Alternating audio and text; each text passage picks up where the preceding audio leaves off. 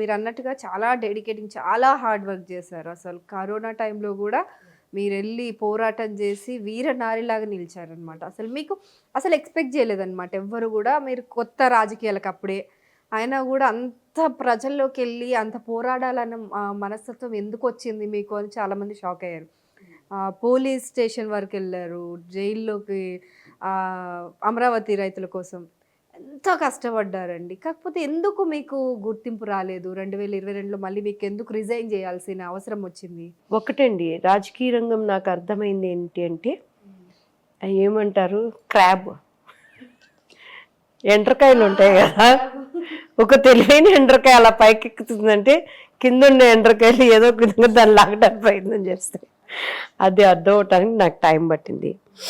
రెండోది వచ్చి ఏంటంటే, ఒక లేడీగా మనం వెళ్ళినప్పుడు, అందులో ఆర్టిస్ట్గా మనం వెళ్ళినప్పుడు చెత్త స్వభావం కలిగిన చెత్త మనుషులు చాలామంది ఉంటారు. అంతకుముందు ఉన్న వాళ్ళ బిహేవియర్ లాగానే మనము కూడా అనుకుంటారు. అంతకుముందు ఒక ఆర్టిస్టులు వచ్చారు, వాళ్ళు ఎలా ఎలా ఆ పోస్టుల కోసం వచ్చారు, ఎలా ఎలా అలా వెళ్ళగలిగారు, వాళ్ళలాగానే వీళ్ళు అనుకోవటంలో వాళ్ళ తప్పు లేదు. రెండోది వచ్చి నాకేంటంటే, ఒక్క ప్రెస్ మీట్ పెట్టినా హైలైట్ అయిపోయేది. అండ్ ఒక చోటుకి వెళ్ళి మాట్లాడినా కూడా ప్రజలు కనెక్ట్ అయిపోయేవాళ్ళు. ఎన్నోసార్లు అధినాయకుడు నన్ను పిలిచి, చాలా అమ్మాయి బాగా మాట్లాడింది, అమ్మాయిని మీరు స్ఫూర్తిగా తీసుకోవాలి, ఈ విషయాన్ని గుర్తుపెట్టుకోవాలి అని ఆయన చెప్పినప్పుడు ఓ బెలూన్లాగా ఉబ్బిపోయేదాన్ని నేను. ఆహా, నన్ను అన్నారు కదా ఇంతమంది ముందు కొత్తగా వచ్చిందని అని ఇంకా నేను గ్రంథాలన్నీ తీసుకొని వాళ్ళు నిద్రపోనిచ్చేదాన్ని కాదనమాట. ఆ మీడియాలో ఉన్న వాళ్ళని ఒక విషయం రేపు పొద్దున మాట్లాడాలంటే, ఒకరోజు మా బాబు ఐఏఎస్ ప్రిపేర్ అవుతున్నాడు, సివిల్స్, మా బాబు 2:30 అయింది. రేపు పొద్దున నానికి కౌంటర్గా నేను మాట్లాడాలి. ఆయన వాళ్ళ దగ్గర స్టఫ్ తీసుకొని, ఆయన ఏదో అప్పుడు కోడి పందాలు దేని గురించో చేశారన్నమాట. అసలు ఎందుకు వచ్చింది ఈ మాట, ఎందుకన్నారు? ఎందుకంటే మనం మాట్లాడితే ఎక్కువ మంది చూస్తారు, ఎక్కడ తప్పు మాట్లాడినా పట్టుకుంటారని. అంటే మా అబ్బాయి చదువుకుంటే లేచి వచ్చి డోర్ దగ్గర ఇలా చూస్తున్నాడు, నేను కూర్చొని అంతా చూసుకొని ఇదన్నాడా, దీనికి ఎట్లా మాట్లాడాలి, వాళ్ళన్నీ ఏవో సాంస్క్రిట్ చెప్పుకోలేని బూతులు, మనం పిర్రగిచ్చాలి, మరి జోలపడాలి, వాళ్ళని తిట్టినట్టు ఉండాలి, తిట్టకూడదు, ఎలా నా పద్ధతిలో చెప్పాలి. ఆలోచన మా అబ్బాయి వచ్చాడు, ఎందుకు మమ్మీ అంత కష్టపడుతున్నావు అన్నాడు. రేపు పొద్దున ప్రెస్ మీట్ ఉంది నాన్న అన్నాను. సివిల్స్ ప్రిపేర్ అవ్వ మమ్మీ శుభ్రంగా, నాకన్నా నువ్వు శుభ్రంగా నువ్వు కొట్టేస్తావు నువ్వు సివిల్స్ అని. అది అన్నది ఎందుకన్నాడు ఇప్పుడు అర్థమవుతుంది నాకు. ఆ జెరాక్స్లు తీసుకొని మొత్తం అన్నీ అంత డెడికేట్ మైండ్తో నేను స్టఫ్ని ప్రిపేర్ అయ్యాను. అందుకే నేను నా ప్రెస్ మీట్స్ ఏదున్నా కూడా ఒకసారి నాకు బాగా గుర్తు, అంబటి రాంబాబు గారు ఏదో ఈయనని బాబు గారిని ఏదో అన్నాడు, ఆయన గట్టిగా తిట్టి మాట్లాడారు. ఎంబటే నేను కౌంటర్ ఇచ్చాను అంబటి గారికి. ఫస్ట్ ఆయనే కాల్ చేశారు, ఎలా ఉంటుంది ఆలోచించండి, నేను కొత్త ప్రతిపక్షంలో ఉన్న వాళ్ళని మనం గట్టిగా మాట్లాడినప్పుడు వాళ్ళే కాల్ చేశారంటే ఏమనాలి అని నేనే పని. సార్ నమస్తే అండి, పైగా అప్పుడు ఆయన అధికారంలో పోస్ట్లో ఉన్నారు. ఏంటి దివ్యవాణి గారు, మీరు దివ్యవాణి నోటితో మమ్మల్ని దీవించాలని కానీ ఇలా తిట్టడం ఏంటి అన్నారు. ఏమంటే నేను షాక్ అయ్యి, నేను తిట్టలేదండి, మరి మా నాయకుడు అన్నప్పుడు మాట్లాడటం నా ధర్మం కదండి, పైగా నాకు ఇచ్చింది అధికార ప్రతినిధి అన్నప్పుడు మరి పార్టీ ప్రతినిధిగా నా వాయిస్ నేను వినిపించాలి కదా అన్నప్పుడు, ఎందుకండి వచ్చేది శుభ్రంగా ఇటు పక్కన, అక్కడ మీకు న్యాయం జరగదండి. ఓహో, అప్పటి నుంచి ఆఫర్స్ ఉన్నాయి? స్టార్టింగ్ నుంచి కూడా అన్నానండి, మీకు అక్కడ న్యాయం జరగదు అని అంటే, లేదు న్యాయం కోసం అని కాదు, నేను అభిమానం ఆ పార్టీకి పనిచేయాలని అలా పిచ్చిగా చాలా. అంటే ఇట్స్ నాకు ఇప్పటికీ నాకు ఆ మంచి పేరైతే ఉందండి. అమ్మాయికి అన్యాయం జరిగి బయటకు వెళ్ళిందని అన్నారు కానీ పార్టీని మోసం చేసి నేను బయటకు రాలేదు. స్టిల్ చాలా మంది పీపుల్కి నేను పార్టీల నుంచి వచ్చానని లేదు, తెలియదు చాలా మందికి కూడా. ఎవరు ఫోన్ చేయలేదా మళ్ళీ? ఎందుకు చేయలేదండి, చాలా మంది. లోకేష్ గారు చాలా క్లోజ్ మీకు, అప్పుడు ఆయనతోనే ఏదైనా సమాచారం పంపించాలంటే మీరు డైరెక్ట్ చంద్రబాబు గారితో కూడా యాక్సెస్ ఉండేది. సో అంత కలిసిపోయి ఉండేవారు పార్టీలో మీరు. ఆయన కూడా ఇప్పటి వరకు కాల్ చేయలేదా? కాల్ చేయలేదు అంటే కిందున్న వాళ్ళు ఒప్పుకోవాలి కదా. బాబు గారిని జైల్లో వేసినప్పుడు నేను భవానీ గారికి కాల్ చేశానండి, ఆదిరెడ్డి భవానీ గారు, వాళ్ళ ఇన్ఛార్జర్. ఏ పార్టీ అయితే ఏంటి, ఏదైతే ఏంటి, నేను అప్పటికి ఇంకా ఏ పార్టీలు కూడా చేరలేదు. సార్ని ఇలా కలవాలమ్మా అని అంటే ఫస్ట్ టైం అమ్మ చక్కగా మాట్లాడారు. దివ్యమణి గారు, మ్యామ్ రండి మ్యామ్, మీరు వస్తే ఎవరు వద్దంటారండి. ఏమంటే మరి అక్కడ ఉన్న ఎవరికి ఉంటారు కదా ఇంకా పైన దివ్యవాణి గారు వస్తారు అని ఏమి ఇన్ఫర్మేషన్ ఇచ్చారో తెలీదు. నేను మళ్ళీ నెక్స్ట్ డే కాల్ చేశాను. కాల్ చేస్తే మేడం అది ప్రోటోకాల్ ప్రకారం రావాలంట, ప్రోటోకాల్ ప్రకారం ఇదంట. నాకు ఆ మాటల్లో భావన అర్థమైంది. అయినా కూడా నాకు ఎప్పుడు నేను ఏ లీడర్ దగ్గర పనిచేసిన శత్రుత్వం అనేది నేను ఇష్టపడినండి. ఈజ్ గుడ్, మంచి వయసులో పెద్ద ఆయన, చాలా మందికి ఒక స్ఫూర్తిగా ఉన్నటువంటి వ్యక్తి అండ్ చాలా కష్టజీవి ఆయన. అఫ్కోర్స్ అధికార పక్షం ప్రతిపక్షం తప్పొప్పులు పక్కన పెడితే ఆ బాబు గారిని నేను దగ్గరుండి చూసిన వ్యక్తిని నేను. సో గుండెల్లో ఎట్లయినా మనం ఏ పార్టీలో ఉన్నా మనసాక్షిని చంపుకొని మరి పదవుల కోసం బతికేంత నీచ స్వభావం అయితే నాది కాదు. సో అట్లా నేను ఆయనకి భోజనం తీసుకెళ్ళే మాణిక్యానికి కాల్ చేశాను నేను. అన్నా ఎట్లా ఉన్నారన్నా అంటే, అమ్మ గుర్తుపెట్టుకొని ఏందన్నా మాకు ఆయన చూడాలని ఉంది, కానీ కింద ఇంకా శక్తులు మరి వాళ్ళకి ఇప్పుడు ఎందుకంటే నన్ను యాక్సెప్ట్ చేశారంటే పార్టీ డ్యామేజ్ అనేది ఒప్పుకోవాలి. నేను పార్టీలోకి తిరిగి వెళ్ళాను అంటే నేను చెప్పింది నిజమని ఒప్పుకోవాలి. కింద ఉన్న వాళ్ళ దానికి ఎట్లా యాక్సెప్ట్ చేస్తారు? ఒప్పుకోనివ్వరు. సో ఎట్లా ఉన్నారు, ఆరోగ్యం బాగుందా, ఆయనకి ఫుడ్ అంతా కరెక్ట్గా వెళ్తుందా? మళ్ళీ నా డౌట్లు, ఫుడ్ తీసుకెళ్ళేటప్పుడు మధ్యలో క్యారేజ్ ఏమైనా ఓపెన్ చేస్తారా ఆయన హెల్త్ని గురించి? అట్లా ఏం ఉండదమ్మా, అన్ని కెమెరాలు ఉంటాయి, ఎక్కడక్కడ తీసుకెళ్తారని. ఎందుకంటే ఆయన పొద్దున్నేస్తే పని పని పని పని పని రాక్షసుడు ఆయన. ఎలా ఉంటున్నాడు అది ఊహకు అందని విషయం అయిపోయింది నాకు. ఆయన హెల్త్ కండిషన్, ఆయన ఆ ఏజ్లో ఆ స్కిన్ కున్న ప్రాబ్లం బట్టి నేను విన్నది సార్కి ఆయన బాబు గారికి లోపల షర్ట్స్ ఎవ్రీ అవర్స్ చేంజెస్. అసలు ఎట్లా ఆయన పని లేకుండా అన్ని రోజులు ఎట్లా ఉండగలిగారు అనేది అసలు ఆయన బయటకు వచ్చిన వెంటనే ఆయన ఫేస్ అది చూసినప్పుడైతే నాకు చాలా అసలు ఎట్లా అంటే రేపు ఏ పార్టీలో ఉన్నా కూడా నేను ధైర్యంగా చెప్తాను ఇది, ఎందుకంటే ఇట్స్ ట్రూ కాబట్టి ఆయన వయసును బట్టి. తర్వాత వాళ్ళ నాన్నగారికి జైలు చేశారు అనగానే లోకేష్ అసలు ఒక చిన్న పిల్లలాగా పాపం టీవీలో విజువల్స్ చూస్తుంటే అట్లా వెనక్కి వెళ్ళిపోయి కళ్ళు తుడుచుకుంటూ వెళ్ళిపోయాడు. అంతే, ఊహించలేదు. ట్విట్టర్లో పెద్ద లేఖ రాశారు ప్రజలందరికీ కూడా, చాలా కన్నీళ్ళు పెట్టుకుంటూ అసలు మాట్లాడలేకపోతున్నానని చెప్పి ఆయన. ఒక్కటండి, నాయకులు కూడా అంత అపరచాణిక్యుడు అనిపించుకున్న నాయకుడు కిందున్న వాళ్ళని ఎందుకు వీళ్ళు పిలిచి, అది ఏ పార్టీ అయినా కూడాను ఆ ఉన్న నలుగురు కాళ్ళకే వీళ్ళు అధికారం ఇస్తారు కానీ నిజమేంటి అబద్ధం ఏంటి అని ఒక తెలుసుకునే, ఎందుకంటే మనకు తెలిసిపోతుంది ఒక పర్సన్ ఏంటి అనేది, వాళ్ళ స్వభావం ఏంటి అనేది.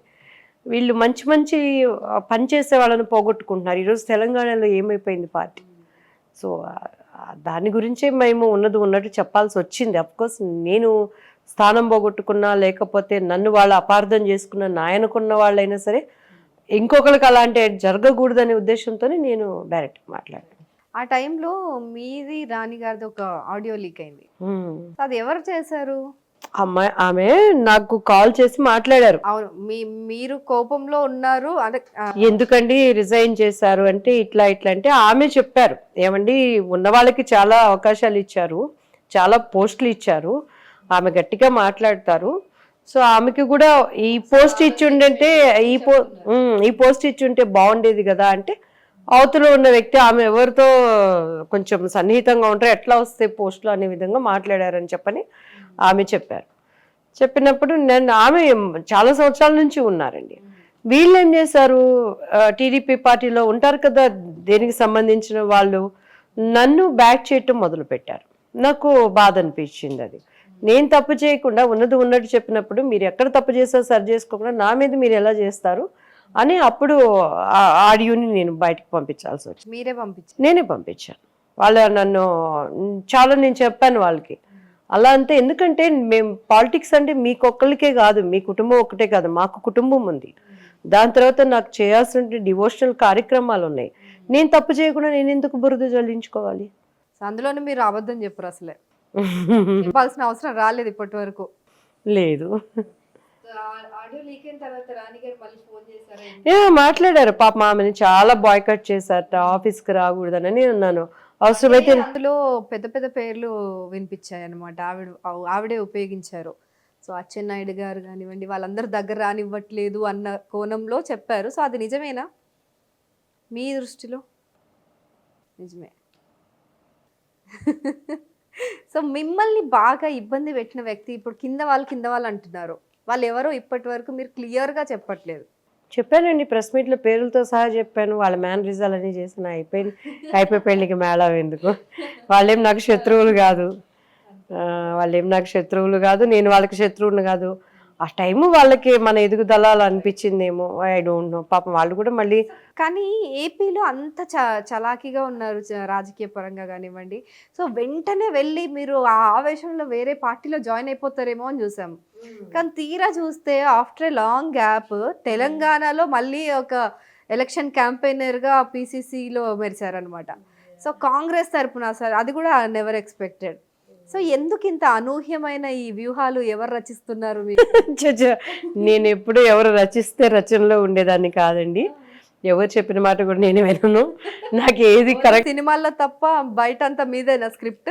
అంతే. నాకు ఏది మంచి అనిపిస్తే నాకు అదే చేస్తాను. యాక్చువల్లీ నేను బయటకు వచ్చినప్పుడు అన్ని పార్టీలు నన్ను ఇన్వైట్ చేశాను. చాలా పెద్దగా అందరూ అపోజిషన్ కానీ అధికారం కానీ ఇక్కడ బీఆర్ఎస్ కానీ అందరూ సంప్రదింపులు జరిపారు. అయితే నేనేంటంటే కొంత టైం తీసుకున్నాను. నాకు ఆ షాక్ నుంచే బయటికి రావడానికి కొంత టైం పట్టింది. ఇప్పటికీ అందరూ నన్ను అభిమానించే వాళ్ళు కానీ ఆంధ్రాలో అందరూ అదే అంటారు. జనరల్గా ఎవరైనా ఒక పార్టీ నుంచి బయటకు వచ్చేసారని అంటే వేరే పార్టీలో అషూర్ తీసుకొని బయటకు వస్తారు. ఈవెన్ ఇప్పుడు చాలామంది కూడాను పార్టీలు ఇక్కడ ఎత్తేసారు అని అంటే అవతల పార్టీ ఇచ్చేదో అక్కడ సెంట్రల్లో ఉన్నదో మాట్లాడుకొని వస్తారు. కానీ నేను అమాయకంగా ఉన్నట్టు చెప్పి బయటకు వచ్చేసి రాజనీతి పాటించింది, కక్కుర్తి పడి ఆ పార్టీలో ఈ పార్టీలో చేరకుండా అని. సో సడన్గా కాంగ్రెస్ నేను ఇక్కడ రావడానికి కారణం ఏంటంటే ఈ జరుగుతున్నటువంటి వ్యవస్థలలో ఒక స్వతంత్రత లేని దినాల్లోకి ప్రజలు వెళ్ళిపోయారండి. ఒకప్పుడు మనకి స్వతంత్రం కావాలి అంటే కులము మతము ఏ భేదాలు లేకుండా అందరం కలిసి సమిష్టిగా పోరాడబట్టి ఈరోజు మనకు ఒక స్వతంత్రాన్ని మనం తెచ్చుకున్నాం. రాను ఏంటంటే ఆ స్వతంత్రతను కోల్పోతున్నాం అన్ని విధాల. మరి ముఖ్యంగా యూత్ని కొన్ని నేషనల్ పార్టీలు ఇట్లా డివోషనల్గా వాళ్ళని ట్రాక్ తప్పించటం, ఈ కొట్టుకోటాలు చంపుకోటాలు, అసలు మనకి చేసేది ఏంటి అనేది తక్కువైపోయి అయిపోతున్నటువంటి టైంలో కాంగ్రెస్ అంటే నా దృష్టిలో అది నేను ఎప్పుడు పార్టీ అని నేను అనుకోలేదండి. మన భారతదేశం యొక్క చరిత్రే కాంగ్రెస్ పార్టీ. రాహుల్ గాంధీ మన నెహ్రూ గారి దగ్గర నుంచి కానీ ఇందిరమ్మ దగ్గర నుంచి కానీ వచ్చి భారతదేశ చరిత్రతో వాళ్ళు కనెక్ట్ అయి ఉన్నారు. దేశం కోసం ప్రాణం అర్పించారు వాళ్ళు. సో అదే మోటివ్తో రాజశేఖర్ రెడ్డి గారు కానీ అప్పట్లో టీడీపీలో ఉన్నప్పుడు రాజశేఖర్ రెడ్డి గారి గురించి నాకు లోతుగా అయితే తెలియదు. ఈయన మీద అభిమానంతో పార్టీ లైన్తో నేను మాట్లాడాను. కానీ తర్వాత నేను రాజశేఖర రెడ్డి గారి గురించి నేను విన్నది, నమ్మిన వ్యక్తిని ఆయన ఎప్పుడూ ద్రోహం చేయడు ఆయనని. అలానే ఆయన లీడర్గా ఆయన ఇరు రాష్ట్రాలుగా ఉన్నప్పుడు ఎంత ఆయన గట్టిగా లీడర్షిప్తో ఆయన పోరాడారు, మంచిగా చేశారు. సో ఇవన్నీ స్ఫూర్తిగా నేను తీసుకొని కాంగ్రెస్లో మనకి భవిష్యత్తు బాగుంటుంది, ప్రజలకు చేరువవచ్చిన ఉద్దేశంతో షార్ట్ పీరియడ్లో కాంగ్రెస్ జాయిన్ అయ్యాను. అదే కాంగ్రెస్లో మీకు చాలా నచ్చిన వైఎస్ఆర్ గారి కూతురు ఉన్నారు ఇప్పుడు, షర్మిల గారు, ఏపీలో ఉన్నారు. అండ్ ఏపీ పాలిటిక్స్ పైన మీకు చాలా అవగాహన ఉంది, చాలా యాక్టివ్గా ఉన్నారు మీరు ఇన్ని రోజులు. సో అక్కడే షర్మిల గారు వెనక నడుచుంటే మీకు ఇవాళ మీరు ఎలక్షన్స్ వస్తున్నాయి, ఇప్పుడు ఇంకో నెలలో ఎలక్షన్స్ ఉన్నాయి. సో ఈ టైంలో మీరు ఒక ఎమ్మెల్యేగా గెలుపొందేవారేమో. అంటే నేను ఆమె మొన్న ఏపీకి వెళ్ళారు, ఆమె పార్టీ ఇక్కడ అక్కడ పెట్టక ముందు నేను కాంగ్రెస్లో ఇక్కడ జాయిన్ అయ్యాను. అది నేషనల్ పార్టీయే కదా. నేను జాయిన్ అయినప్పుడు కూడా నాకు అదే భరోసాతోనే వాళ్ళు నన్ను జాయిన్ చేసుకున్నదండి. సో కానీ అధిష్టానం జాయిన్ అయ్యే ముందు ముగ్గులోకి దించే వరకు ఒక మాటలు ఉంటాయి, ముగ్గులోకి ఇక్కడ కూడా అదే నడుస్తుందా మళ్ళీ? ప్రస్తుతానికి అది ఎక్కడైనా ఉంటుందండి, తప్పదు. అక్కడ అనుభవం వచ్చింది కాబట్టి ఇక్కడ ఓర్పుని తెచ్చుకుంటున్నాను. సో ఎక్కడ అదేం లేదండి. అండ్ ఇప్పుడు అక్కడ ఉన్నటువంటి ఎంపీలు కూడా నాకు నిన్న మొన్న కాల్స్ చేయటం, మీరు ఇక్కడికి రావాలమ్మా దివ్య, మీ వాయిస్ వినిపించాలి కాబట్టి తప్పకుండా నేను వస్తానండి అంటాం. నేను పార్టీ ఇక్కడ విన్ అయినాక 3 months నేను ఇక్కడ లేనండి, యూఎస్ఏ వెళ్ళాను. సో రీసెంట్గా నేను ఇప్పుడు రావటం జరిగింది. ఇప్పుడు ఈ ఎంపీ ఎలక్షన్స్కి మన పని అక్కడ ఇక్కడ ఎక్కడున్నా కూడాను, ఏ స్టేట్ అయినా రేపు తెలంగాణ అయినా, ఏపీ అయినా, కర్ణాటక అయినా, తమిళనాడు అయినా, మనకి ఎక్కడ వాళ్ళు పని చెప్తే అక్కడ చేయటానికి నేను గెట్ రెడీ. అండ్ ఇక్కడ ఏంటంటే తెలంగాణలో మీరు చంద్రబాబు నాయుడు గారి దగ్గర నుంచి వచ్చేసిన మనిషి, అంటే ఆయన పైన అభిమానం ఉన్న మనిషి. రేవంత్ రెడ్డి గారు కూడా ఆయన దగ్గర నుంచి వచ్చారు, ఆయన అంటే పిచ్చి ఆయనకి, అంటే ఆయన శిష్యులే. సో మీ ఇద్దరు డిస్కషన్స్లో ఎప్పుడైనా చంద్రబాబు నాయుడు గురించి మాట్లాడుకున్నారా? క్యాంపెయిన్ చేసినప్పుడు కానీ కలిసి తిరిగినప్పుడు మీరు? కామెడీ ఏంటంటే నేను రేవంత్ రెడ్డి గారిని పార్టీలో జాయిన్ అయ్యేదానికి ముందు కలిశాను. అచ్చా అచ్చా. 2 times కలిశాను. నేను చెప్పాను, బాబు మీరు ఎట్లా ఆయనంటే ఇష్టపడ్డారో, ఎవరైనా ఇప్పుడు కేసీఆర్ గారు ఒకప్పుడు ఎక్కడున్న వ్యక్తి, కేసీఆర్ గారి కింద ఉన్న మంత్రులందరూ ఎక్కడ వాళ్ళు, టీడీపీ అంతా టీడీపీ ఆ బ్రీడే. సో ఎక్కడున్నా కూడాను అది ఒక వ్యక్తి పరిచయం, ఎవరి భవిష్యత్తు గురించి వాళ్ళు నిర్ణయాలు తీసుకుంటారు. అప్పుడు నేను ఆయనకి క్లారిటీ ఇచ్చానండి సార్కి. ఎలక్షన్ అయిపోయినాక 31st ఎలక్షన్ జరిగింది. ఫస్ట్ ఎర్లీ మార్నింగ్ ఫ్లైట్కి నేను యుఎస్ఏ వెళ్ళిపోయాను. సో ఇప్పుడు ఆయన బిజీ షెడ్యూల్లో నాకు అపాయింట్మెంట్ దొరకక 2 సార్లు అపాయింట్మెంట్ వెళ్ళి సెక్రటరియేట్లో కూర్చొని ఐఏఎస్లు ఐపీఎస్ అందరూ ఏంటి దివ్యమ్మ నువ్వు ఇక్కడ కూర్చున్నావు గారికి కూడా అపాయింట్మెంట్ దొరకట్లేదా? లీడర్షిప్ వచ్చేసినాక పోస్ట్ అంటే ఇంకా తప్పదు కదండి. సో మీరు అప్పుడు ఆయన గెలవడానికి అంతమంది ప్రజల్లో మీరు వెళ్ళి చెమటోర్చి కష్టపడ్డ వ్యక్తి కదా. అంటే మనం ఆ టైము ఉన్నంతలో షార్ట్ పీరియడ్లో వర్క్ చేసిన మాట ఆ షార్ట్ పీరియడ్లో వాస్తవం అండి. కానీ ఇప్పుడు ఆయన ఎక్కడ ఉంటున్నారు, అటు ఇటు ఇక ఎలక్షన్ దీంట్లోనే పరిగెత్తడం జరుగుతుంది. మేబీ షూర్గా ఈ వీక్లో కలవచ్చు ఆయనని. కలిసినాక ఇక ఎట్లా నిర్ణయం అనేది మాట్లాడి. సో ఇప్పుడు ఎంపీ ఎలక్షన్స్ ఉన్నాయి, మరి ఇక్కడ ఏమన్నా అవకాశాలు ఉన్నాయా? ఇప్పుడు మార్చే అవకాశాలు ఏమన్నా ఉన్నాయా మీకు ఎంపీ సీట్ కనుక ఇస్తే? నేను అలా కక్కుర్తి పడను. కకృతి ఒక అధికారం ఉంటేనే కదండి మీ అధికారం వేరు. ఇప్పుడు ఒక ఎంపీ సీటు మనం కోరుకుంటున్నాం అంటే ప్రజలతో ఒక మమైకం ఉండాలిగా. అఫ్ కోర్స్ ప్రజలందరికీ తెలియని వాళ్ళు ఎవరు ఉండరు దివ్యవాణి అంటే, కానీ నేను వాళ్ళతో గ్రౌండ్ లెవెల్కి వెళ్ళగలగాలి కదా. నెక్స్ట్ 5 yearsకి అది ఎమ్మెల్యేనా ఎంపీనా. సో ఇప్పుడు ఎమ్మెల్సీస్ కూడా ఉన్నాయి, చాలా కార్పొరేషన్స్ ఉన్నాయి, నామినేటెడ్ పోస్టులు 100 కోకొల్లలు ఇప్పుడే స్టార్ట్ అయింది కదా మీ ప్రభుత్వం ఇక్కడ. సో మేబీ ఏదో ఒక పోస్ట్లో సూన్ చూస్తాం అన్నమాట మిమ్మల్ని. తప్పకుండా గాడ్స్ విల్. పార్టీ మనల్ని గుర్తించి అండ్ మన స్థాయికి తగ్గట్టు పార్టీ ఉన్నా పనిచేస్తాను, పోస్ట్ అనేది ఉన్న పోస్ట్ లేకపోయినా పనిచేస్తాను.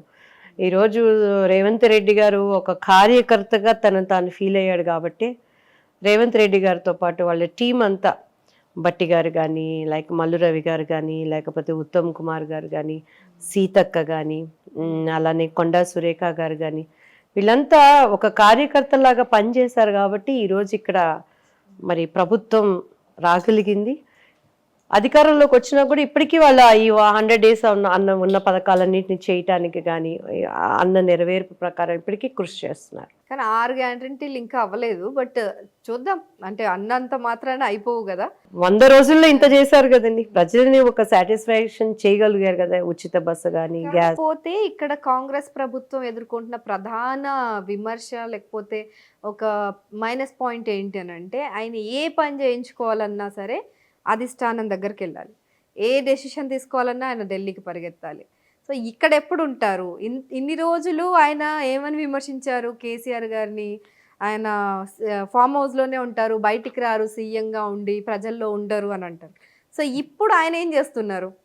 ఆయన ఢిల్లీకి వెళ్ళిపోతున్నారు. ఢిల్లీకి వెళ్ళిపోయినా కూడా ఇప్పుడు ప్రగతి భవన్ ప్రజాభవన్గా మార్చారు, కానీ ఆయన ఉండరు, డిప్యూటీ సీఎం ఉంటారు, లేకపోతే ఎవరో మంత్రులు. ఇప్పుడు ఒకటండి, ఇప్పుడు కేసీఆర్ గారు నాట్ ఓన్లీ పీపుల్, అక్కడ ఉన్న మంత్రులని వాళ్ళకే ఆయన కలవటానికి అక్కడ ఆస్కారం లేకుండా ఉన్నారు.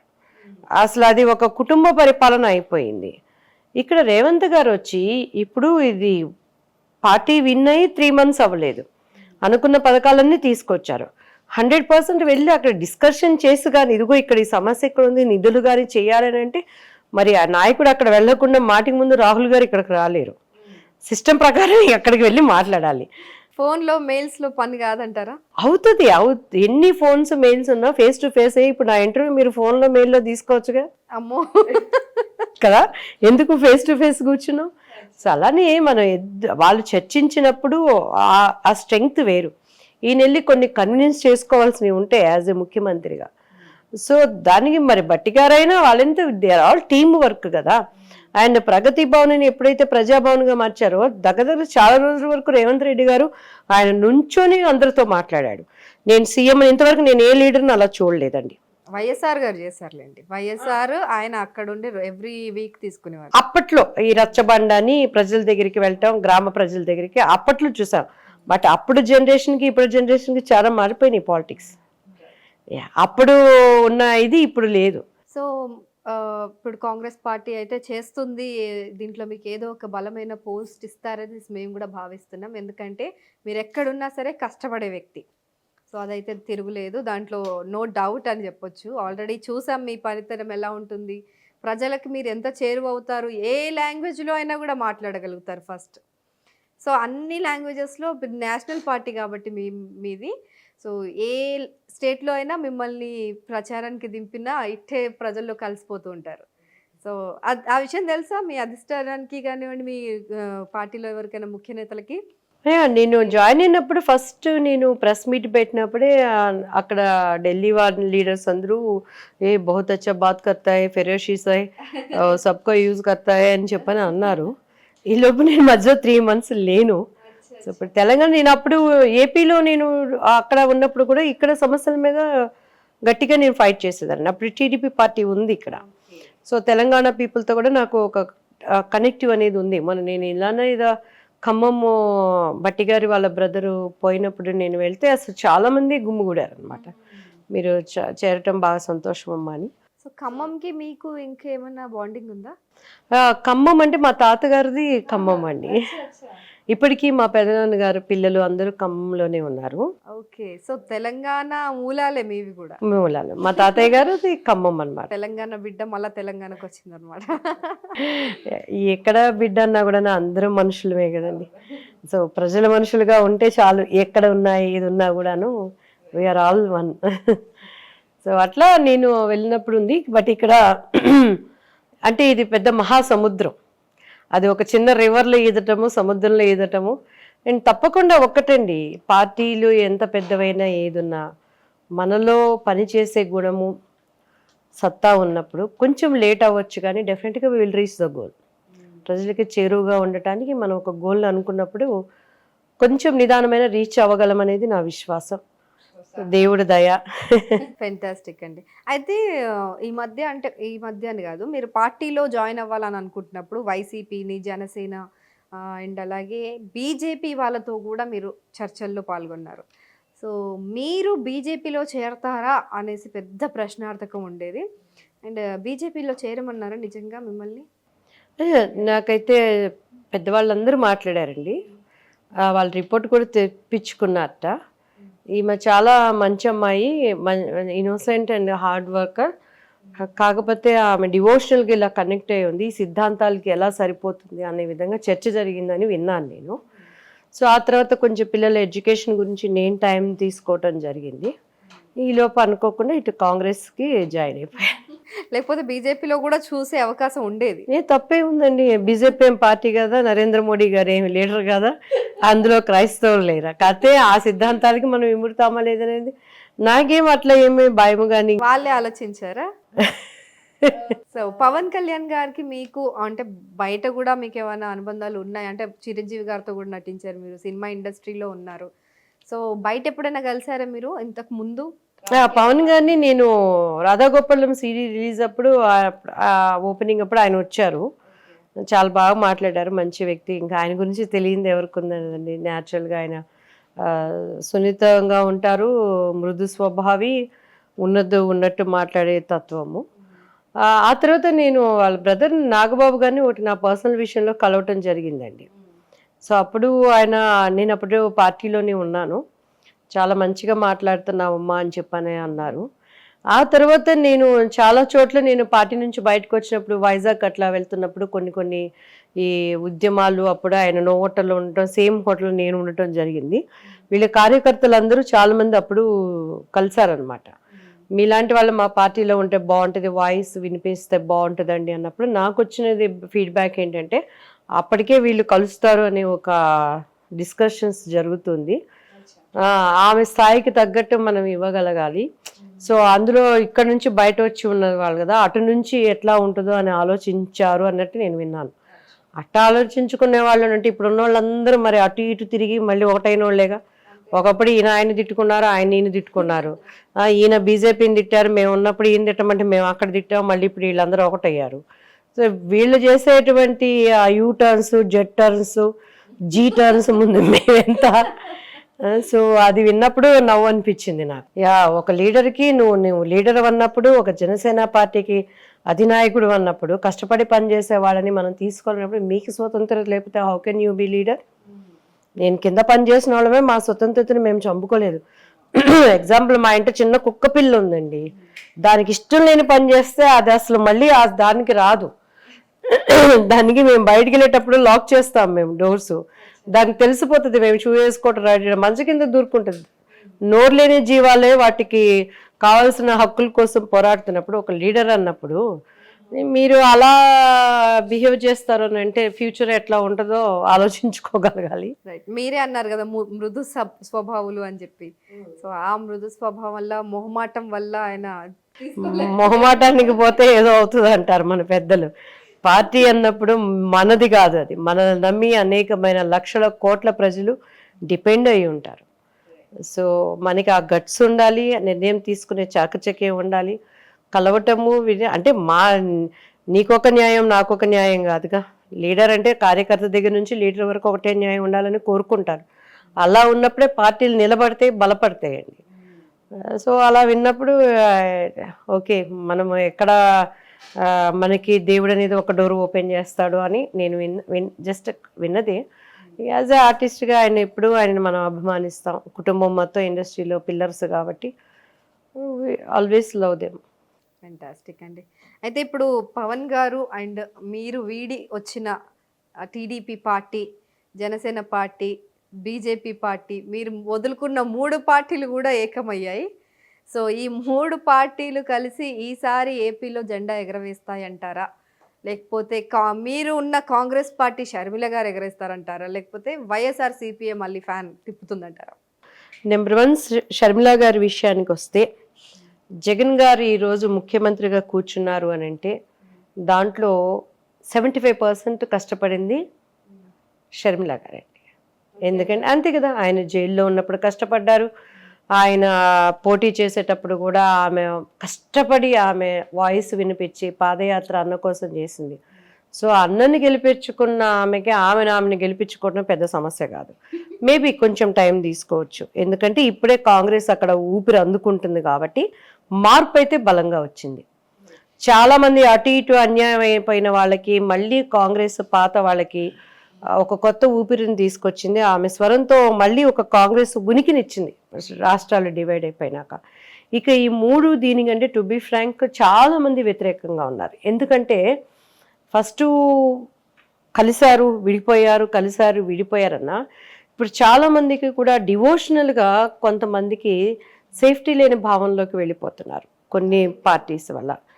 ఎందుకంటే అది అందరికీ తెలిసింది. ఇప్పుడు మైనారిటీస్ని కానీ క్రైస్తవులను కానీ ఇష్టానికి మాట్లాడటం, ఏ క్రైస్తవుడు వెళ్ళి ఒక హైందవులను చంపేశారు అనేది లేదండి. వాళ్ళు సహోదరులే, వీళ్ళు సహోదరులే. నాకు అందరికీ మనకు ఒక స్వేచ్ఛ ఉంది, మనకి చట్ట ప్రకారం రాజ్యాంగం ప్రకారం మనకి ఇష్టమైన వాళ్ళని కొలుచుకునే స్వేచ్ఛ మనకుంది. అలా అని బలవంతంగా ఎవరెవరిని మారుస్తారు, ఎవరెవరిని మార్చలేరు. మన సంప్రదాయాలను గౌరవించడంలో మనము ముందు ఉంటాం. కానీ కొన్ని భయభ్రాంతులకు గురి చేయటం నాకు వస్తున్నది ఏంటంటే, కొంతమంది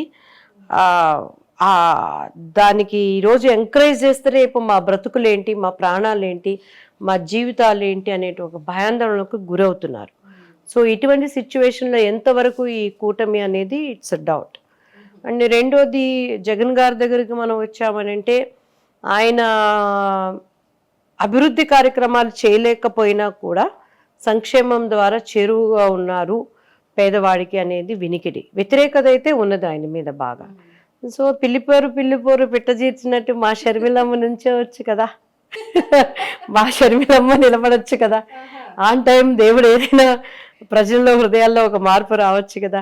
ఒకవేళ ఇప్పుడు మీరే అన్నారు, మీరు కూడా షర్మిల గారిని అప్పుడు అన్నారు, అంటే మీ పార్టీ లైన్ బట్టి నేను మాట్లాడాను. ఉండాలి. ఏమండి, యుద్ధంలో దిగినప్పుడు రాజనీతి పాటించాలి.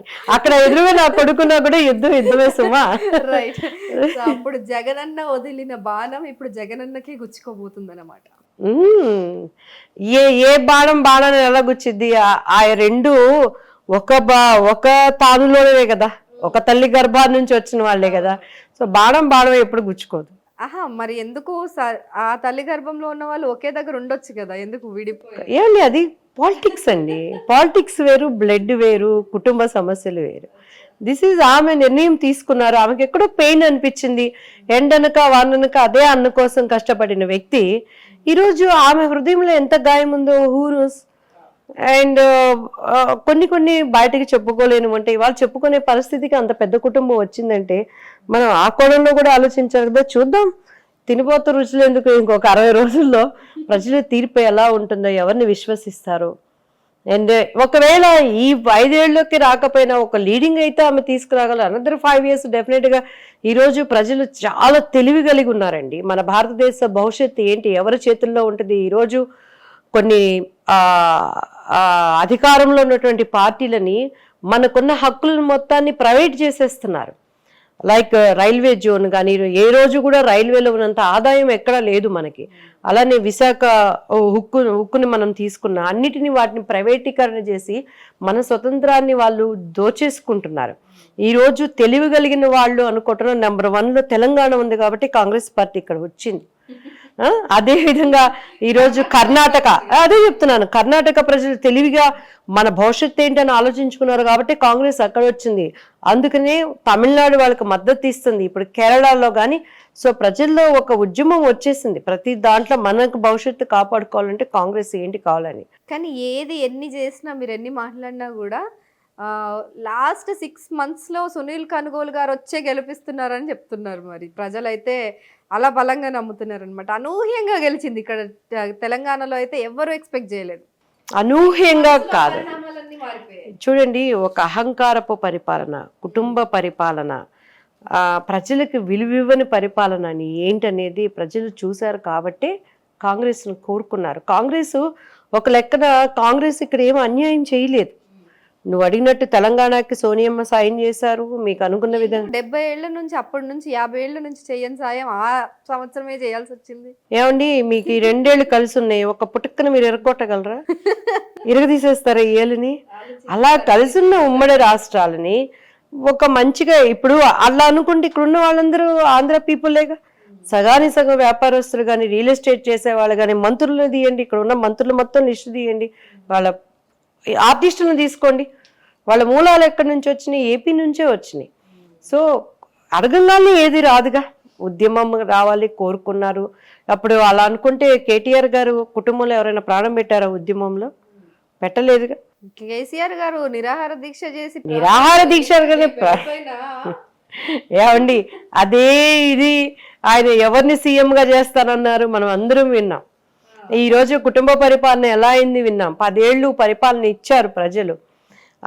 ఎటువంటి అవినీతి జరిగింది, ఎట్లా ప్రజల సొమ్మును వాళ్ళు దోచుకున్నారనేది ఇప్పుడు ఒక్కొక్కటి బయటకు వస్తుంది, మనం చూస్తాం. కానీ అంత అభివృద్ధి కూడా చేశారండి 10 ఏళ్లలో, వాళ్ళు చేయలేదంటారా? అభివృద్ధి టీడీపీ పార్టీ ఉన్నప్పుడే ఇక్కడ జరిగింది. ఇప్పుడు మరి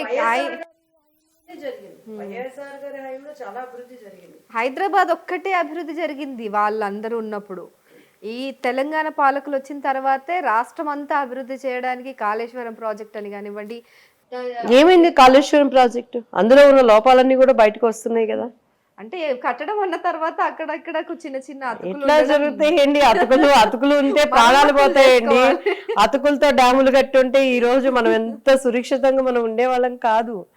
సో ఒక అధికారం ఇచ్చినప్పుడు దానికి ఈ రోజు ప్రజల్లో వ్యతిరేకత వచ్చిందనేది వాస్తవం కాబట్టి కాంగ్రెస్ పార్టీని కోరుకున్నారు. అలానే కాంగ్రెస్ కూడా రేపు విర్రవీగకూడదు. వైఎస్ఆర్ గారి పాలన మనం స్ఫూర్తిగా తీసుకొని ప్రజలకి, ఎందుకంటే వీళ్ళు చేసిన అప్పులు కానీ ఈరోజు ప్రపంచవ్యాప్తంగా కూడా ఆర్థికంగా ఎటువంటి దీంట్లో ఉన్నా కూడా ప్రజల్ని మనం సాటిస్ఫై చేయగలగాలి.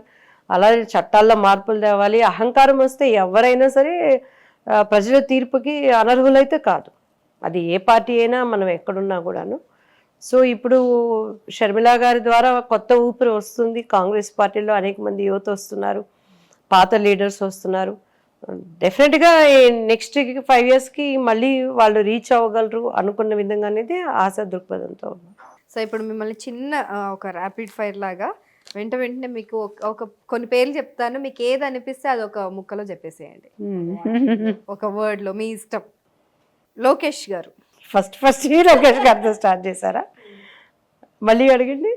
లోకేష్ గారు. మనసున్న మనిషి. టీడీ జనార్దన్ గారు. నాకు ఇష్టమైన వ్యక్తి. ఇది అసలు ఊహించలేదు. ఇదే రాజకీయం. నిజంగా నాకు ఆయన అంటే ఇష్టమేనండి. నాకు టీడీ జనార్దన్ గారు అంటే అభిమానమే. మరి ఆయనకు తెలిసి జరిగిందో తెలియక జరిగిందో నాకైతే తెలియదు. ఎందుకంటే అన్నిటికీ మూలం ఆయనే కాబట్టి నేను నన్ను ఇబ్బంది పెట్టారండి అన్నాను. ఎవరండి? పట్టాభి గారు. పట్టాభి గారు నాకు ఆయనతో నాకేం ఇబ్బంది లేదండి. మంచి నాకు ఏమిటారు స్పోక్స్ పర్సన్ నాతో పాటు. సో అంటే మీరు పార్టీ నుంచి బయటకు వచ్చేసిన తర్వాత మీ పైన కొన్ని విమర్శలు చేశారు కదా. పట్టాభి గారు చేశారా? ఏం చేశారో నాకు పెట్టండి, ఇంటికి వెళ్ళి నేను వాయిచ్చొస్తాను. డెఫినెట్గా వాయిస్తాను. ఆయన నా గురించి ఏం తెలుసు అని అంటాడు ఆయన. నాకు నిజంగా తెలియదు. ఇప్పుడు ఏమైనా ఉంటే లింక్ పంపించండి. పంపిస్తాను. So CM Jagan. జగన్ ఎలా చెప్పాలి, dynamic leader. CM Revanth Reddy. Revanth Reddy చిచ్చరు పిడుగు. అమ్మో. మనసున్నవాడు, ప్రజల మనిషి, ప్రజలలో ఉండే మనిషి. సో మాజీ ముఖ్యమంత్రి కేసీఆర్ గారు. కేసీఆర్ గారు మంచి మాటకారి, గుడ్ లీడర్. రైట్. మంత్రి రోజా. కష్టజీవి. సో రామ్ మందిర్ అన్ని 100 కోట్లతో నిర్మించడం జరిగింది. అయితే అవి ప్రభుత్వ నిధులేం కావు, విరాళాలతో వచ్చినవే. సో అప్పుడు అంత ఆర్భాటంగా పూజ ప్రారంభోత్సవం జరగడం పైన మీ అభిప్రాయం? నేను ఎప్పుడు రాముడిని దేవుడిగా కొల్చేది, వాళ్ళ మనోభావాలని నేను ఎప్పుడు గౌరవిస్తానండి. కాకపోతే ఈరోజు అన్నం లేకుండా అలమటించే వాళ్ళు చాలామంది ఉన్నారు. సో దానికి రాజకీయం అంటే అందరూ కావాలి, ఇది ఒక్కటే కాదు. అది ఎవరైనా సరే. ఇప్పుడు మణిపూర్లో క్రైస్తవులకు అన్యాయం జరిగింది అని అంటున్నారు. అక్కడ క్రైస్తవులే కాదు, ఒక స్త్రీలను మనం చూస్తున్నాం. ఏ డివోషనల్ అయినా సరే, రేపు అక్కడ క్రైస్తవులు కాకుండా వేరే మైనారిటీస్ కానీ హిందువులు కానీ ఎవరున్నా కూడా అదే బాధ మనకు కలుగుతుంది. అలానే ఒక నాయకుడికి అని అంటే ప్రపంచం, భారతదేశం మొత్తం నీ చేతిలో ఉందన్నప్పుడు పార్షాలిటీ పరిపాలన ఉండకూడదు. అందరూ మీకు సమానంగా ఏదో నామకే వాస్తుగా వీళ్ళు ఉండాలి అనేది మన సంప్రదాయాలు గౌరవించొద్దని ఎవరంటారు? మన చరిత్ర ఒక్కటేనండి. భారతదేశం నా మాతృభూమి, భారతీయులందరూ నా సహోదరులని మనం చిన్నప్పటి నుంచి మనము చెప్తూనే ఉన్నాం. సో అటువంటి నేటివిటీలో పెరిగిన మనము ఈరోజు వీళ్ళని అంటే ఎక్కడికి పోతారు? మన భారతదేశం వదిలిపెట్టి పారిపోవాలి ఈరోజు? కాదు కదా. లేదు, వాళ్ళు ఇచ్చే సంక్షేమ పథకాలన్నీ కూడా అన్ని మతాల వారికి, అన్ని కులాల వారికి చేరుతుంది. సంక్షేమ పథకాలు సమస్య కాదండి. ఇక్కడ మనకంటూ ఒక స్వతంత్రత, నాకు ఇష్టమైనది నేను కొలుచుకోగలను, నాకు ఇష్టమైనది నేను తినగలను, నాకు ఇష్టం. అలానే మనం ఇతరులని ఏమంటున్నారంటే కొలుచుకోండి కానీ ప్రచారం చెయ్యకండి, ఎందులో ఉన్న వాళ్ళని అందులోకి లాగకండి అని. ఎవరిని లాగితే ఎవరు వస్తారు? మిమ్మల్ని లాగితే మీరు వస్తారా? నన్ను లాగితే నేను వస్తానా? నా అనుభవం మంచిని చెప్పడంలో తప్పేముందండి. ప్రచారం అనేసి విస్తరింపజేయాలి అని చెప్పి ఉందంట కదా, అది తప్పండి. అది అసలు అలాంటప్పుడు మార్చుకోమనండి. క్రీస్తు శకం క్రీస్తు పూర్వం తీసేసి చరిత్రలో ఇంకొక శకం ఇంకొక పూర్వం ఎందుకు పెట్టట్లేదు? అంటే బ్రిటిషర్స్ వచ్చారు కాబట్టి ఇప్పుడు ఇంగ్లీష్ ని మనం ప్రపంచ లాంగ్వేజ్ గా, మరి ఎందుకు బ్రిటిష్ వాళ్ళ దగ్గరికి వెళ్ళి మనం చేతులు కట్టుకొని నిలబడుతున్నాం ప్రపంచ దేశాలన్నీ? అప్పుడు అదే కదా పరిస్థితి. ఆ 200 సంవత్సరాలు మొత్తం మార్చేసి ఇప్పుడు మార్చేయమనండి. ఇప్పుడు చరిత్ర తీసుకున్నా కూడాను బ్రిటిష్ వాళ్ళు ముందు నుంచి మనకు ఉందన్నా కూడా, ఎందుకంటే బైబిల్ ఈజ్ ట్రూ అండి. క్రీస్తు పుట్టిన దగ్గర నుంచి రాజ్యాంగం ఆరంభమైంది. రాజ్యాంగం లెక్కలు వచ్చింది ఎప్పటి నుంచి? క్రీస్తు శకము క్రీస్తు పూర్వం అని అంటారు. అందుకనే అలానే నేనేమి ఎవరు అది బలవంతం చేయటం, అలా చేసేవాళ్ళని డెఫినెట్గా మీరు ఖండించండి. అమాయకపు జనాల్ని ఎందుకు మనము ఇది చేయటం? సో సువార్త అంటే మిమ్మల్ని ఇప్పుడు కరోనాకు ఒక మందు వచ్చింది, ఇది ఇది తెగండి, ఇలా ఇలా చేయండి, చేతులు కడుక్కోండి, మంచిగా మీరు మాస్క్ పెట్టుకోండి అని చెప్పడం తప్పులేదు కదా. అలానే మీ ఆత్మకి విమోచకుడు, ఆత్మ రేపు నరకంలో పడకూడదు అంటే I'm the way, I'm the truth, I'm the life అన్నాడు. నమ్మితే రక్షించబడతారు, నమ్మలేదా అది ఎవరిష్టం వాళ్ళది. చెప్పటం తప్పేం లేదు కదా, చెప్పటంలో అది తప్పని ఎక్కడా లేదు. ఒకే మాటను పదే పదే చెప్పడం వల్ల అదొక ప్రోద్బలం లాగా అయిపోతుంది అని చెప్పి వాళ్ళు అంటున్న మాట అనమాట. అవన్నీ అలా మతాలకు వ్యతిరేకంగా ఏ పార్టీ కూడా లేదు, కాకపోతే ఎన్ని దాడులు మనం చూస్తున్నామండి. నాట్ ఓన్లీ క్రైస్తవులు, మైనారిటీస్ మీద కానీ, అండ్ ఇలా అన్యాయంగా వాళ్ళని ఒక భయభ్రాంతులకు గురి చేసే సిచ్యువేషన్. నేను మోడీ గారిని నేను అనట్లేదు, వాళ్ళ సిద్ధాంతాలను నేను అనట్లేదు, వాటిని ఆధారంగా చేసుకుని కొంతమంది మూర్ఖపు ప్రవర్తనతో అమాయకపు ప్రజలు చాలా మంది బాధపడుతున్నారు. అది వాస్తవం. సో దాన్ని ఖండించాల్సిన బాధ్యత ఎవరి మీద ఉంటుంది? ఆ నాయకుల మీదనే ఉంటుంది. సో దానినే మనం మాట్లాడుతున్నాం కానీ మోడీ గారిని నేను ఎక్కడ అనట్లేదండి. రైట్. సో కేటీఆర్ గారు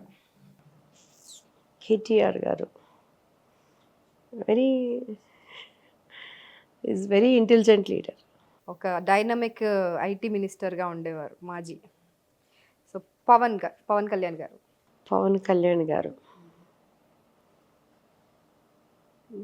మొండోడు. మంచి ట్యాగే, మొండోడు. రైట్.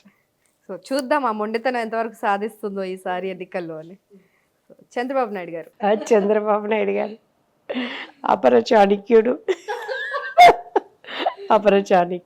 సో ఒకటి సినిమాల్లోకి రీఎంట్రీ ఇస్తున్నారా అనేది క్వశ్చన్ లాస్ట్ మాది, కాకపోతే అది మీరు ముందే ఫస్ట్లోనే ఆన్సర్ ఇచ్చేసారు. సో ఏ సినిమాల్లో రాబోతున్నారు, ఎలా కనిపించబోతున్నారు? నేను మాదే ఒక ఓన్ బ్యానర్ స్టార్ట్ చేస్తున్నామండి, నేను మా బ్రదర్ విజయ్ గారు అని చెప్పని. అయిన తర్వాత ఒక 2 షార్ట్ మూవీస్ ప్లాన్ చేస్తున్నాము. అండ్ మెయిన్ ఫుల్ ఫ్లెడ్జ్ అంటే ఫస్ట్ కాంగ్రెస్ పాలిటిక్స్లో ఇన్వాల్వ్మెంట్ చేస్తూ ఇది చేయడానికి ప్లాన్ చేస్తున్నామండి. అసలు ఎక్కడ టైం దొరుకుతుందండి మీకు? ఇన్ని పనులు చేసుకుంటూ, ఫ్యామిలీని మేనేజ్ చేసుకుంటూ, మళ్ళీ సినిమాలు, యాక్టింగ్ అంటారు. నాకు పని లేకపోతే నేను ఏడుస్తాను, నేను బిజీ చేసుకుంటాను. పని ఉందంటే ఐ లవ్ వర్క్ అనమాట. చాలా మంది పని పాట లేకుండా అట్లా ఇట్లా పని లేకపోతే రేపొద్దున ఏంటి పని అని ప్లాన్ చేసుకుంటాను. ఎంత పని ఉందంటే అంత మోర్ యాక్టివ్ అయిపోతూ ఉంటాను నేను. So that is god's gift అనుకోవాలి. సో చూద్దాం ఈ ఎన్నికల తర్వాత మీకు ఎలాంటి నామినేటెడ్ పోస్టులు రాబోతున్నాయి. ఎమ్మెల్సీ ఇచ్చి మంత్రి చేసినా మేము ఆశ్చర్యపోనక్కర్లేదు అనుకుంటా. నేను అంత ఎక్స్పెక్ట్ చేయను, కానీ మన స్థాయికి తగ్గట్టు ఒక పార్టీలో ఒక గుర్తింపును కోరుకుంటాము. అండ్ ఏ పోస్టులు ఉన్నా అవన్నీ మనకి ఉన్నాయని చెప్పుకోవటానికే, కానీ ప్రజల మనిషిగా ఉండటం కన్నా పోస్టు అంత దానికన్నా పెద్దది ఇంకేది లేదు అనేదండి. టీడీపీలో ఏడ్చినట్టు మేము ఏడవకుండా ఇక్కడ కూడాను. సో ఎక్కడున్నా కూడా ఒక శనిగ్రహం అనేది ఉంటుంది. సో అటువంటి బారి నుంచి తప్పించుకుంటూ కాంగ్రెస్ రాహుల్ గారు ప్రధానమంత్రిని చేయడానికి అందరూ ఎలా కృషి చేస్తున్నారో నా వంతు కృషి కూడా నేను చేసి పార్టీకి ప్లస్ అవడానికి I will try my best. Fantastic అండి. So thank you so much. ఇంత బిజీ షెడ్యూల్లో కూడా మాకు ఇంత టైం ఇచ్చి ఇంతసేపు మాట్లాడారు మాతో. Thank you so much. మీకు కూడా అండ్ మన సువర్ణ మీడియా ప్రేక్షకులందరికీ కూడా నా హృదయంలో భావాల్ని పంచుకోవటానికి నాకు ఇంతటి చక్కటి అవకాశం ఇచ్చేందుకు మీ అందరికీ కూడా thank you so much. Hi, this is Navdeep. Please subscribe to Suvarna Media. Hi, నేను మీ Ravi Varma Adduri. Please subscribe Suvarna media and do follow it. Hello అండి, అందరికీ నమస్కారం. నేను మీ ఆశ్రితని మాట్లాడుతున్నాను. Please like, share and subscribe to Suvarna media. Hi everyone, నేను మీ super singer winner Pravasti. So please like, share and subscribe to Suvarna media for more amazing content. Hello అండి, నేను మీ Sahithi Adapa, super singers. Please do subscribe to Suvarna media. Hi everyone, I'm Shweta Somasundaran. Please do subscribe Suvarna media. నేను మీ super singers contestant Madhuri Hemanth. ఈ video కానీ మీకు నచ్చినట్లయితే please do like, share and subscribe to Suvarna media channel. Like, share, subscribe to Suvarna media. Hello అండి, అందరికీ నమస్కారం. నేను మీ Pavan. Please do subscribe to them. అందరికీ నమస్కారం, నేను మీ అక్షయ్ సాయి. నన్ను సూపర్ సింగర్లో చూసుంటారు మీరందరూ. And please do subscribe to Suvarna media. So like, share and subscribe to Suvarna media. Hello అండి, అందరికీ నమస్కారం. నేను మీ Sumanas. Please subscribe to Suvarna media. Hi అందరికీ, నేను మీ Akhil Chandra. So please do like, share, comment and subscribe to Suvarna media. Thank you.